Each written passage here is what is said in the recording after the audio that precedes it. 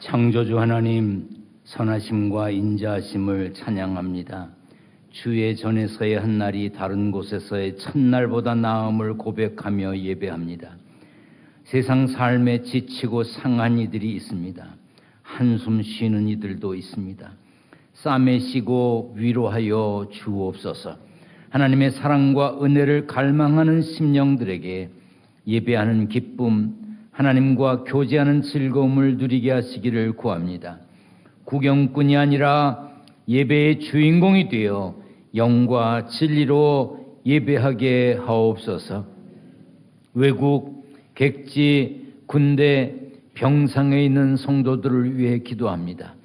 특별히 코로나로 격리 중인 성도들, 치료 중인 이들, 기도하는 기회가 되게 하시고 건강하게 깨끗하게 회복시켜 주옵소서. 곳곳에서 영상과 소리로 예배하는 이들에게도 우리와 동일한 예배의 은총을 주옵소서. 말씀 전하는 종의 입술을 성령께서 주장하여 주셔서 능력 있게 전하게 하실 줄 믿고 예수님의 이름으로 기도하옵나이다. 아멘. 할렐루야. 평안하십니까? 뉴욕 기둥교회에 다녀왔습니다. 염려가 돼서 갔었는데 편안한 마음으로 돌아왔습니다.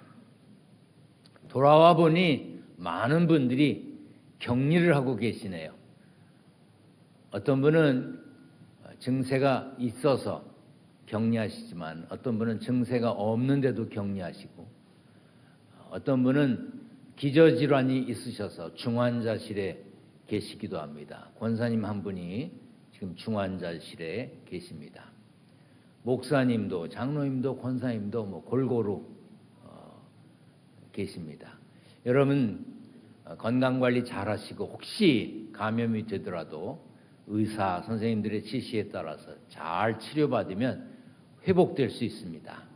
크게 염려하실 일이 아니고 또 무슨 큰 죄가 있어서 감염된 것 마냥 감추는 분들이 계세요. 그럴 필요 없습니다.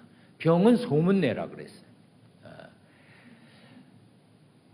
2년 동안 고난주간에 기도회 못했습니다. 부활절 새벽 기도도 못했고요. 그런데 금년에는 할 겁니다. 좋아하지도 않네. 금년에는 합니다. 예배실에서 하겠습니다. 의자도 다 갖다 놨습니다. 강단 같은 거 아직 못 만들었지만 하여튼 최대한 잘 준비해서 고난주간 부활절 새벽까지 3층 예배실에서 모이겠습니다.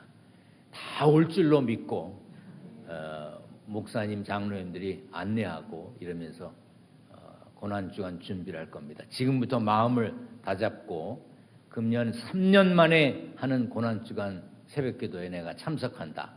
이런 마음을 가지시길 바랍니다. 우리 손을 이렇게 올립니다.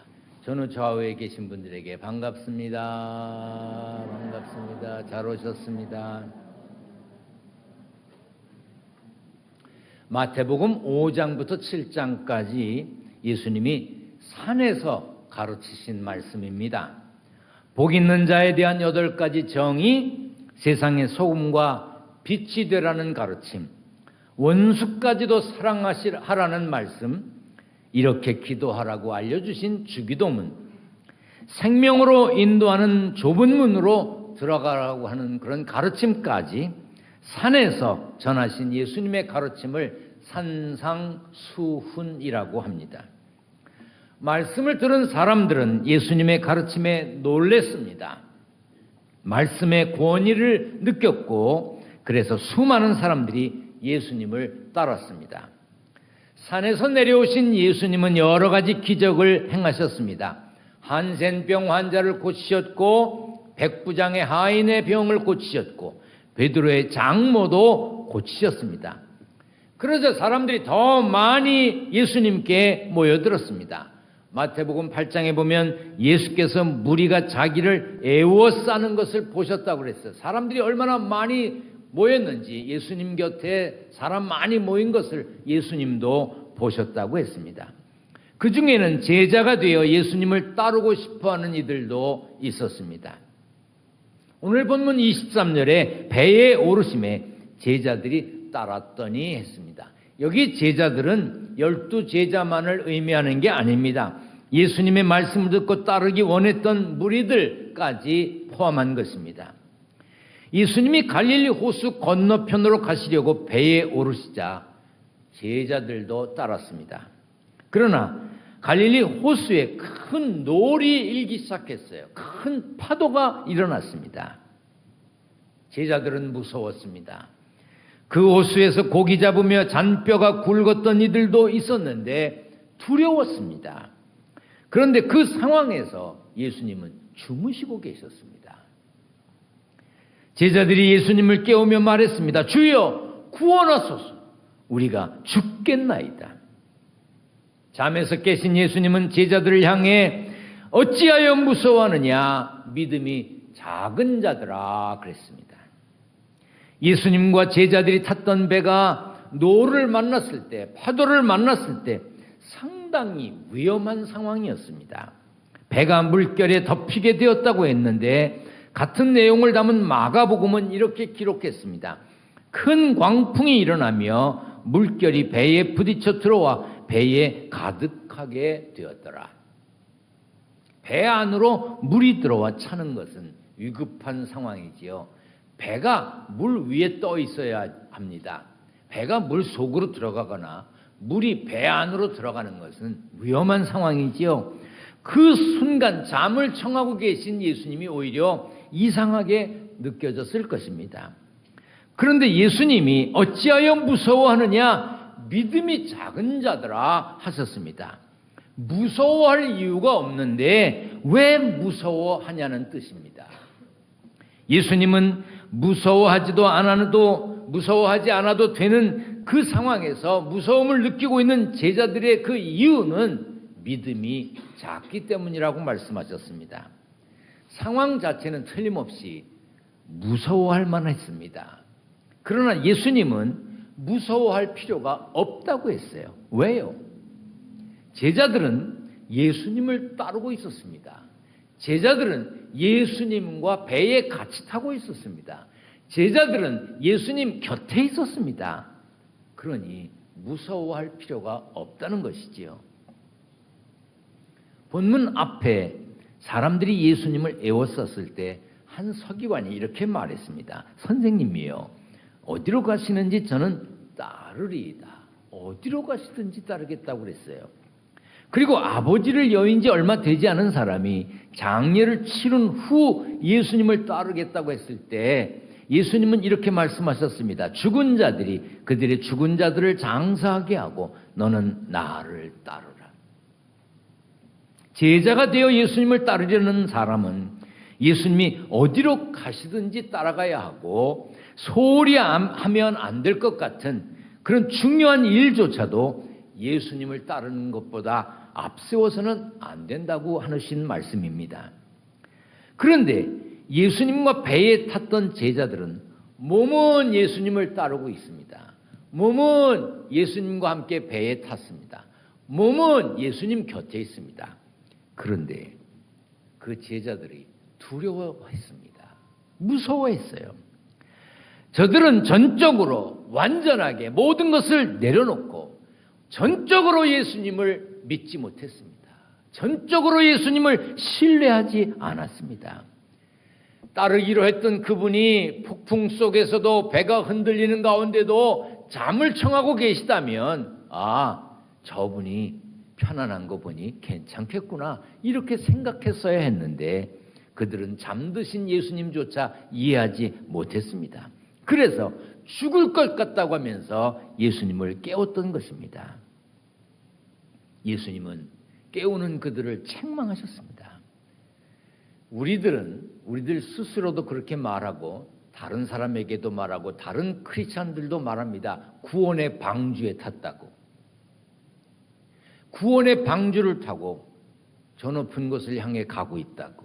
그런데 정말 틀림없이 구원의 방주에 타고 계신가요? 여러분 예수 믿는다고 말하면서 예수 믿는 내 안에 성령께서 같이 계시고 예수 믿는 나와 하나님이 함께 계시다고 믿는다고 말하면서 조금만 이상한 상황이 되면 두려워합니다. 벌벌 떱니다. 어떤 사람이 스승으로 모시는 선생님을 찾아갔습니다. 그리고 자기가 예수님처럼 살 자격을 갖추었다고 말했습니다. 그러자 그 선생님이 어떤 자격을 갖추었느냐고, 뭘 했느냐고 물었습니다. 그랬더니 제자가 말합니다. 제가 몸을 단련했기 때문에 이젠 땅바닥에서도 잘 수 있습니다. 저는 이제 풀만 먹어도 살 수 있습니다. 저는 매를 맞아도 견딜 수 있습니다. 그러자 스승이 손가락질을 하면서 저 나귀를 봐라. 저 나귀도 땅바닥에서 잔다.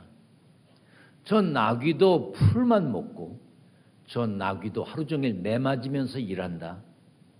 너는 예수님처럼 살 자격을 갖춘 것이 아니라 나귀처럼 살 자격을 갖춘 것이다. 우리 몸이 예배하는 자리에 있고 우리의 목소리로 찬양을 하고 우리가 기도할 줄 안다고 해서 우리 몸으로 무엇을 할 줄 안다고 해서 제자가 되는 것은 아니라는 뜻입니다. 예수님의 참된 제자는 세상에 폭풍과 파도가 일어도 노을이 일어도 두려워하거나 무서워하지 않을 만큼 견실한 믿음의 사람이 되어야 합니다. 여러분들도 그런 믿음의 신자가 되시기를 축원합니다. 무엇을 따라가느냐에 따라 사람이 달라지죠. 똥파리 따라가면 결국 화장실 갑니다. 벌 따라가면 꽃 보게 되고요. 도둑 따라가면 결국 담장을 넘게 됩니다. 지혜로운 스승을 따라가면 지혜를 얻습니다. 내 생각을 따라 살면 겨우 내 수준으로 살지만 하나님의 뜻을 따라가면 하늘 수준으로 살게 되는 것입니다. 예수님 따라가면 하늘 수준의 선물, 영원한 생명을 얻게 되고 하나님 나라에서 영원히 살게 되는 것입니다.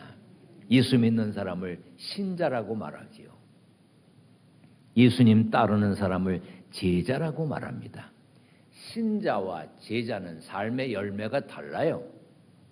신자는 자신의 영혼을 건지지만 제자는 많은 영혼을 건져 그리스도를 영화롭게 합니다. 신자는 싼 값을 지불하며 살지만 제자는 비싼 대가를 치르며 삽니다. 신자는 가볍고 빈 어깨로 천국을 간다고 하지만 제자는 남의 십자가까지 함께 지고 천국을 향해 갑니다. 신자는 혼자 기뻐하고 혼자 만족하지만 제자는 눈물도 기쁨도 이웃과 함께 나눕니다. 제자가 되어 예수님을 따르는 것은 많은 영혼을 책임지는 겁니다. 비싼 값을 치를 수도 있습니다. 남의 십자가도 함께 지면서 눈물도 기쁨도 함께 나누며 살아가는 것이 제자의 삶입니다. 그런 삶을 살라고 하면서 우리가 부르는 찬송가가 있죠. 자, 찬송가를 찾으세요. 449장. 찬송가 449장. 날 보지 말고 찬송가를 찾으라니까. 449장. 1절 맨 윗단을 같이 읽겠습니다. 예수 따라가며 복음 순종하면 우리 행할 길 환하겠네. 그런데 예수 따라가며 복음 순종하는 그 길이 정말 환한 길일까? 어떤 일이 생깁니까? 자, 2절 맨 위를 읽습니다. 시작. 해를 당하고 고생할 때 주가 위로해 주시겠네. 3절 봅니다. 남의 짐을 지고 슬픔 위로하면 주가 상급을 주시겠네. 4절 우리 받은 것을 주께 다 드리면 우리 기쁨이 넘치겠네. 제자가 되어 예수님 따르면 해를 당하기도 하고 고생을 하기도 합니다. 자, 여기 보세요. 나 뭐 예수 오래 믿어도 뭐 손해본 거 없는데, 나 피해본 거 없어, 뭐 고생스러운 것도 하나도 없어. 예, 그러십니까? 그러면 신자일 뿐입니다. 예수 믿고 섬기면 억울한 소리도 듣습니다. 기분 나쁘기도 합니다. 찬양대 하는 거 쉬울 것 같습니까? 어떤 사람들은 주방에서 열심히 일하면서 찬양대원들을 보고 붕어라고 입만 뻥긋뻥긋 한다고 그래요? 어렵습니다. 우리 교회도요, 찬양대 하다가 삐죽거리고 안 하는 이들 많습니다. 안내위원 하다가 누가 째려봤다고 안 하고, 여선교회 하다가 회원들이 속을 썩여서 안 한다 그러고 많습니다. 그걸 견뎌야지, 그걸 견디고 이기고 끝까지 해야 제자지. 중도에 포기하면 제자가 되지 못하는 겁니다. 남의 짐을 지고 슬픈 일도 겪습니다. 받은 것을 다 주께 드려야 하는 순간도 있습니다. 그런 힘든 일을 겪고도 예수님을 끝까지 따를 때 이렇게 고백할 수 있는 거죠. 후렴.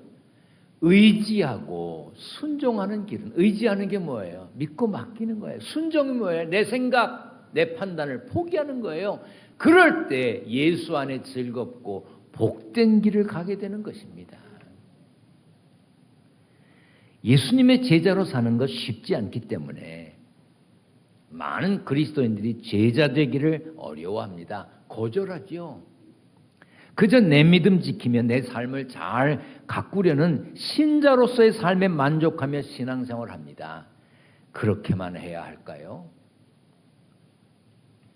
미국의 라이프 처치라고 하는 아주 부흥되는 교회가 있습니다. 그 교회에 크레이그 그로쉘이라고 하는 목사님이 계세요. 그분이 쓴 책에 이런 문구가 있습니다. 하나님은 준비된 사람을 택하시는 것이 아니라 택하신 사람을 준비시킨다.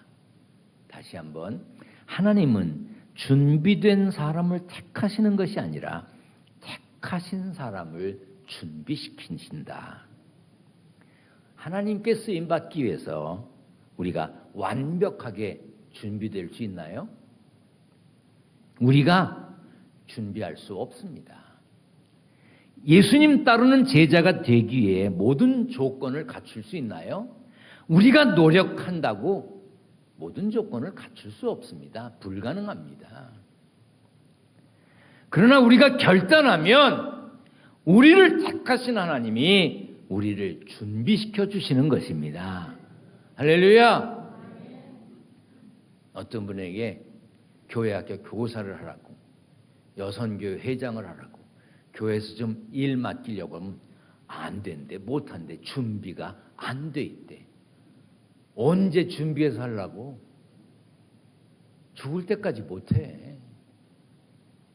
못한대. 해본 적이 없대. 해본 적이 없는데 결혼은 어떻게 했노? 응? 뭘 해보고 해야 돼? 선교사? 준비 다 돼서 가는 선교사가 있어요.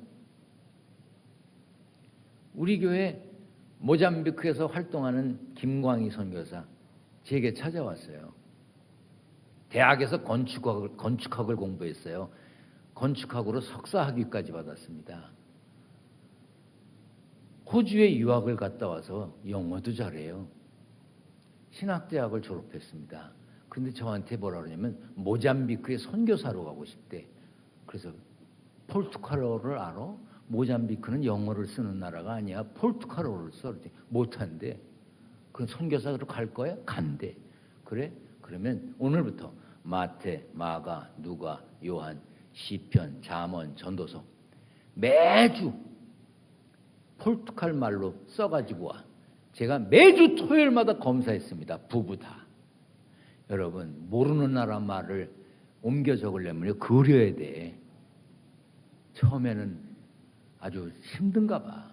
그래도 아주 끝까지 다 했습니다. 말 못했어요. 그런데 모잠비크로 갔습니다. 지금은 제가 가면 제 통역관입니다. 통역 다 합니다. 목사 완벽하게 준비되어서 목사가 되나요? 목사가 되기로 결단하면 그때부터 배우는 거예요. 하나님이 그때부터 조건을 갖추도록 길을 열어주시는 거예요. 아멘. 제가 미국에 가서 살 때, 공부하면서 살 때 우리 큰아들 지금 목사가 7살인지 8살인지 할 때 나는 아무래도 이 다음에 목사는 못할 것 같대. 그래서 내 속으로 언제 하라고 그랬나? 그때 뭐 목사 하라는 그런 얘기도 한 적이 없어요.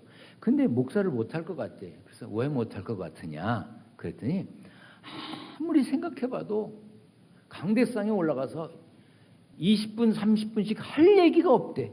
아무리 생각해봐도 할 얘기가 없대. 아, 그렇겠지. 7살짜리가 뭘 할 얘기가 있겠어. 그런데 지난 주일, 전주일 제가 미국에서 보니까 설교 잘하더만, 오래 하더만. 결단하면 하나님께서 준비시키시고 쓰시는 것이지 내가 준비해서 한다고요? 어떻게 준비해? 자기 입으로 나는 예수님을 버리지 않겠다고 장담했던 베드로 결국 예수님을 부인했습니다. 그러나 그런 베드로도 준비시키셔서 초대교회에 큰 능력을 행하는 사도로 쓰셨습니다. 예수 믿는 사람 핍박하고 예수 믿는 사람 잡아 가두었던 바울도 예루살렘과 유대와 사마리아로 복음을 전하게 하셨습니다. 어떻게 해요? 전적으로 믿고 전적으로 순종할 때 그때부터 하나님이 쓰신 거예요. 우리는 예수 그리스도를 믿는 믿음으로 오늘 이 자리에 모였습니다. 그러나 신자에 머물면 안 됩니다. 삶에 아무 결단 없이 자기만의 안위와 만족에 급급한 것이 목표라면 제자로서의 삶과는 거리가 멀게 되겠지요. 2000여 년 전에도 많은 사람들이 예수님을 따르겠다고 모였습니다. 많은 사람들이 예수님이 타신 배에 탔습니다. 그러나 풍랑에 겁먹었습니다. 무서워했습니다. 예수님은 그들을 꾸짖으셨습니다. 믿음이 작은 자들아. 오늘 우리가 예수님의 제자가 되겠다고 결단하고 교회 문 밖을 나간다 할지라도 세상에 풍랑이 일 것입니다. 여러분들의 가정에 있어서는 안 될 물 같은 것이 밀어닥칠 수도 있습니다. 그럼에도 불구하고 주님이 나와 함께 계시니 나는 두려워할 이유가 없다는 당당함이 있어야 합니다. 아멘. 파도의 풍랑에 무서워 벌벌 떨었던 제자들처럼 우리들 예수 믿는다고 하면서 세상 파도에 두려워 떨 때가 얼마나 많습니까? 주님이 함께 계시기 때문에 걱정 없습니다. 주님이 일하시도록 주님께 맡기고 평안을 유지하는 견실한 믿음을 가져야 합니다. 상황은 분명히 두렵습니다. 무섭습니다. 곁에 예수님이 계신다고 하는 확신만 있다면 무섭고 두려운 상황이라 할지라도 평안함을 얻을 수 있습니다. 사랑하는 여러분, 세상 풍랑이 불고 물이 밀어닥쳐도 주님 함께 계시니 평안합니다. 고백할 수 있는 승리자가 되시기를 축원합니다. 축원합니다. 기도하겠습니다. 전능하신 하나님, 상황은 두렵고 무서워도 곁에 예수님이 계시기에 두려워하지 않는 견실한 믿음의 사람으로 승리하게 하여 주옵소서. 그리하여 예수 안에서 즐겁고 복된 길을 걷는 믿음의 승리의 주인공들 다 되게 하여 주옵소서. 우리 주님 예수 그리스도의 이름으로 기도하옵나이다. 아멘.